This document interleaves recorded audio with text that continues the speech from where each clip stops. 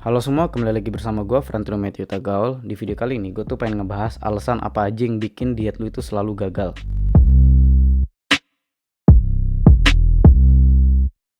Kalau kita ngomongin diet kan identiknya pengen ngecilin badan ya, pengen kurus. Tapi lu tuh nggak kurus-kurus, kayak gagal terus gitu. Nah di video ini gue tuh pengen fokus ngebahas kesalahan-kesalahan yang paling banyak dilakuin sama orang-orang yang lagi diet, yang bikin dietnya tuh pasti gagal terus. Pasti banyak dari lu yang sudah melakukan beberapa usaha untuk ngurusin badan. Entah lu nggak makan, atau lu mengurangi porsi makan jadi kecil banget. Pokoknya yang bikin lu lapar, bikin lu tersiksa, dan lain-lain. Terus lu juga mungkin olahraga mati-matian setiap hari, lari lah, terus lu nge-gym lah, lu sit up lah buat ngecilin perut, kayak gitu-gitulah. Tapi badan lu itu nggak berubah-berubah, kayak udah segitu-segitu terus. Nah di sini nih kita bahas kesalahan-kesalahannya. Gue yakin pasti banyak dari lu yang ngelakuin kesalahan ini. So kita langsung aja ke poin pertama, yaitu diet terlalu ekstrim. Well, diet itu kan pada dasarnya artinya pola makan. Jadi diet itu bukan berarti tidak makan atau makan dengan porsi yang dikit banget. Diet itu yang penting lu mengatur pola makan lu sesuai dengan kebutuhan. Kalau lu pengen ngurusin ya kurangin sedikit, nggak usah terlalu kayak yang tadinya lu makan satu piring jadi cuma seperempat piring, itu kan terlalu ekstrim banget ya. Jadi lu kayak merasa tersiksa, lu merasa teraniaya, pokoknya mental lu tuh kayak kena banget lah gitu karena lu makan sedikit banget. Apalagi kan makanan itu sumber energi kita, jadi kalau lu nggak makan juga lu bisa jadi lemas. Nah diet ekstrim ini pada umumnya itu bisa menyebabkan dua hal. Yang pertama, yang paling umum itu lu jadi gampang stres atau lu kayak jadi banyak tekanan gitu karena lu banyak banget restrictionnya. Lu nggak boleh makan ini, nggak boleh makan itu, atau makannya terlalu sedikit, yang nanti nih ujung-ujungnya lu bakal jadi balas dendam. Lu kayak merasa anjir, gue hari ini udah nggak makan dari pagi sampai sore, malam ini mau gue hajar lah habis-habisan. Terus nanti jadinya lu makan terlalu banyak, terus lu nyemil banyak juga, sehingga apa, kalori lu berlebih. Jadi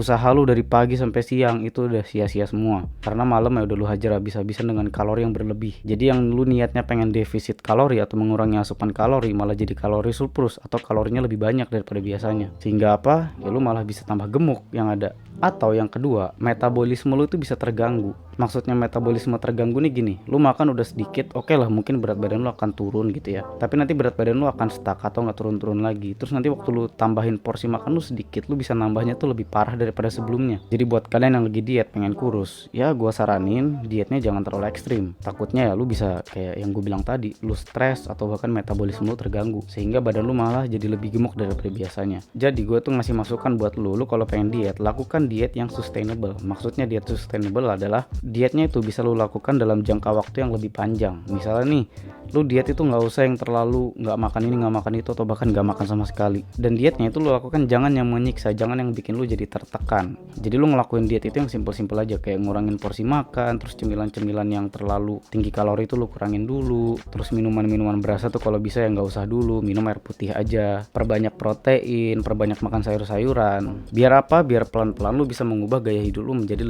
lebih sehat. Karena guys, kenyataannya ini miris banget nih. Makanan sehat itu kayak bukan makanan sehari-hari. Makanan sehari-hari itu lebih ke kayak makanan yang gak sehat gitu. Lu makan yang sehat tuh malah kesannya kayak wih, makan sehat nih gitu loh. Paham kan maksud gue? Jadi kalau udah ngomongin pengen punya badan ideal, kita tuh harus mengganti gaya hidup. Ya termasuk pola makan lu juga harus lu perbaiki. Lu harus mengganti makanan lu menjadi yang lebih sehat dan lu lakukan seterusnya. Jadi saran dari gue, jangan diet ekstrim, lakukan diet yang sustainable. Nah kesalahan kedua yang paling banyak dilakuin sama orang-orang adalah mengandalkan olahraga untuk ngurusin badan. Well, sebetulnya olahraga itu bagus. Untuk ngebakar kalori juga itu lumayan bagus juga, apalagi buat lo yang pengen ngebentuk otot. Tapi kalau lo menggunakan olahraga sebagai perangkat utama buat ngebakar kalori, itu salah besar. Ini juga sama nih kasusnya, lo bisa-bisa balas dendam. Lo habis olahraga mati-matian kan, terus lo pas selesai olahraga lo merasa, wah gue nih udah olahraga kenceng nih, rewardnya gue harus makan pizza, gue harus makan martabak dan lain-lain, sehingga apa ya, penumpukan kalori lagi. Padahal olahraga pun kalori yang kita bakar tuh kayak cuman sekitar 500-an orang pada umumnya. Sedangkan yang kita makan mungkin bisa 600, 700, bahkan lebih parahnya lagi bisa sampai 1000 kalau lu gak sadar. Apalagi kalau yang lu makan tuh tinggi-tinggi kalori banget gitu, yang banyak gulanya, banyak lemaknya dan lain-lain. Karena kalau ngomongin ngurusin badan, kita tuh boleh mengandalkan olahraga, tapi tetap patokannya tuh di pola makan. Pola makan itu punya peran paling besar, yaitu 80%, sisanya barulah olahraga. Jadi menurut gua olahraga itu secukupnya aja. Satu minggu tuh 3 kali tuh udah cukup, dan sekali olahraga tuh ya sekitar 45 menit menit sampai 1 jam